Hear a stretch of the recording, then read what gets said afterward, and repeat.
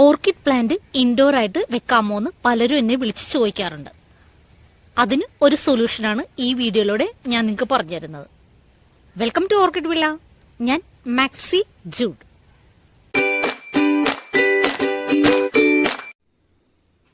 ഇതെന്താണെന്ന് മനസ്സിലായോ? ഇത് ഓർബിറ്റ് ആണ് കേട്ടോ. നമ്മളെ വെള്ളത്തിലിടുമ്പോൾ വീർത്ത് വരുന്ന ഓർബിറ്റാണേ.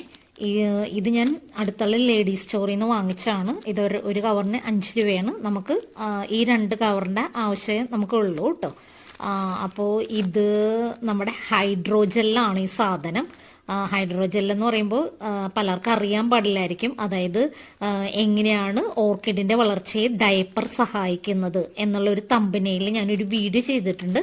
ആ വീഡിയോയിലാണ് നമ്മൾ ഹൈഡ്രോജെല്ലിന്റെ അഡ്വാൻറ്റേജസ് അതെങ്ങനെയാണ് നമ്മൾ ഓർക്കിഡിന് ഉപയോഗിക്കുന്നത് അങ്ങനെ ഡീറ്റെയിൽ ആയിട്ട് ഞാൻ അതിൽ പറഞ്ഞിട്ടുണ്ട്. അപ്പോൾ നിങ്ങൾ അതൊന്ന് കണ്ടു നോക്കുക. ഡയപ്പറിലുള്ള ഹൈഡ്രോജെൽ വൈറ്റ് കളറാണ്. ആ സെയിം സാധനം തന്നെയാണ് ഇത് നമ്മൾ ഓർബിറ്റ് ഇങ്ങനെ ചെറിയൊരു ബീഡ്സ് ആയിട്ട് വരുന്നു എന്നുള്ളത്. ഒരു കുറച്ച് കളർഫുള്ളായിട്ടുള്ള ബീഡ്സ് ഞാൻ വാങ്ങിച്ചു എന്നേ ഉള്ളൂ. വൈറ്റ് എടുക്കണമെങ്കിൽ നിങ്ങൾക്ക് വൈറ്റ് എടുക്കാം.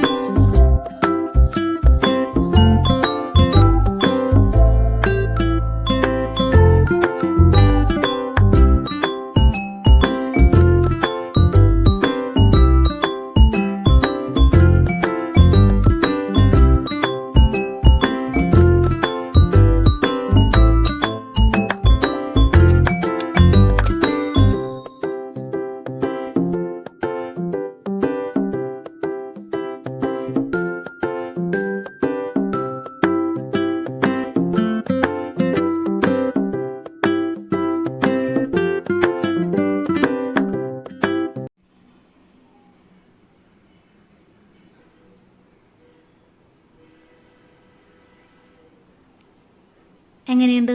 നമ്മുടെ ഓർക്കിഡ് പ്ലാന്റിന് ഒരു വെറൈറ്റി ലുക്ക് തന്നെയില്ലേ?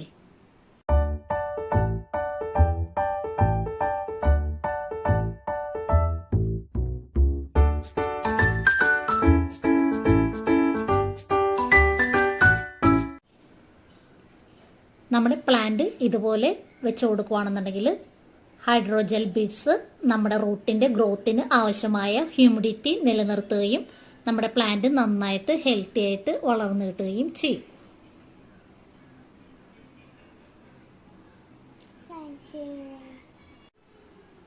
നിങ്ങൾക്ക് ഈ വീഡിയോ ഇഷ്ടമായെങ്കിൽ ഒന്ന് ലൈക്ക് ചെയ്യുകയും സബ് ചെയ്യുകയും ചെയ്യുക.